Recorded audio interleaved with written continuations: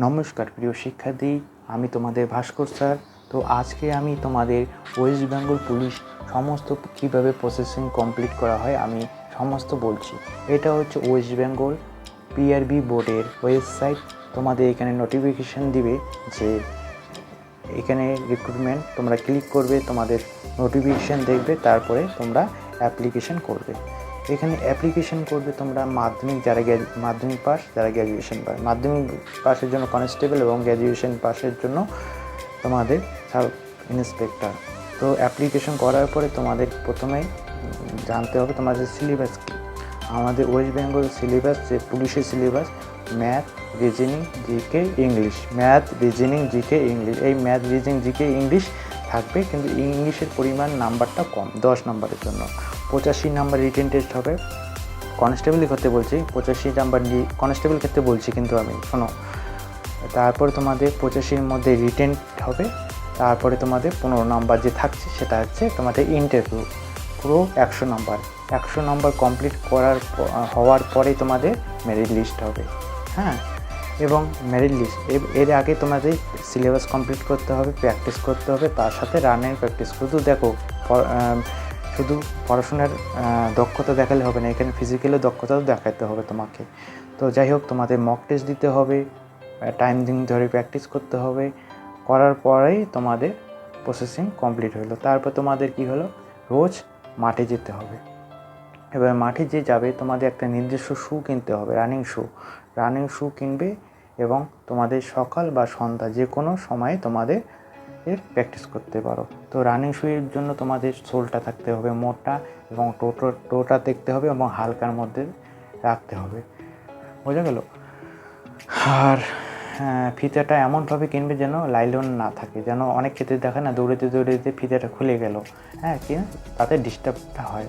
তো যাই হোক, তোমাদের শ্যুটা রানিং শ্যুয়ের দোকান থেকে নেবে, নর্মাল দোকানগুলো রানিং শ্যু হয় না। হ্যাঁ, একদম বেস্ট শ্যু আমি একটা পরে ভিডিও দিয়ে দেবো।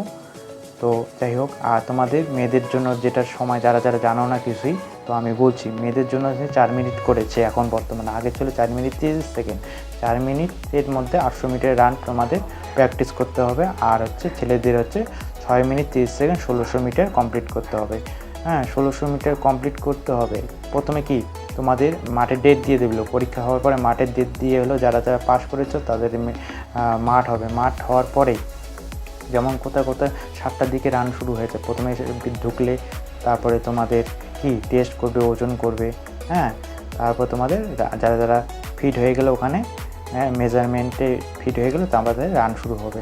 রানটা শুরু হওয়ার পরে তোমাদের কি করলে, যারা পাস করলে তোমাদের ফিট সার্টিফিকেট দিল, তোমরা ওটাকে এডমিট কার্ডের মধ্যে তোমাদের ফিট দিলে, তোমরা এডমিট কার্ডটা বাড়িতে নিয়ে আসলে, হ্যাঁ, হয়ে গেল। তারপরে তোমাদের কি হবে, তারপর তোমাদের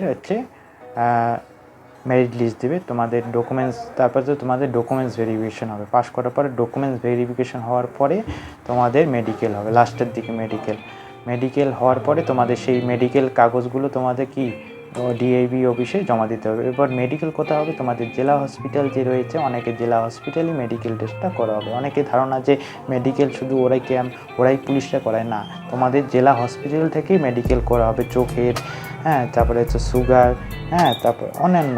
তারপরে এখানে তোমাদের সার্টিফিকেটটা নিলে ডিআইবি অফিসে জমা দিলে স্যারের কাছে, স্যার তখন তোমাদের সেই ক্লিয়ারিং সার্টিফিকেট দিল, সেই সার্টিফিকেটটা রেখে দিলে তারপর তোমাদের ট্রেনিং শুরু।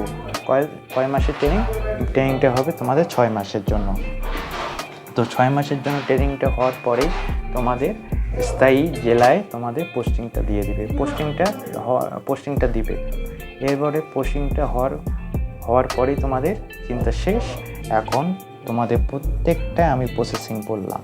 এখন তোমরা যারা আমার চ্যানেলটাকে তোমরা এখনও পর্যন্ত সাবস্ক্রাইব করো নি, আমার চ্যানেলটাকে সাবস্ক্রাইব করে দিবে। এই অল্প ভিডিওর মধ্যে আমি তোমাদের পুরো ভিডিওটা দেওয়ার চেষ্টা করলাম আর কি। যাই হোক, তো এটা বলতে তো মোটামুটি আমি আধা ঘন্টাও নিয়ে যেতে পারতাম, কিন্তু সবারই সময়ের মূল্য রয়েছে, তো আমি এই 5 মিনিটের মধ্যে পুরো প্রসেসিংয়ের কমপ্লিট করলাম।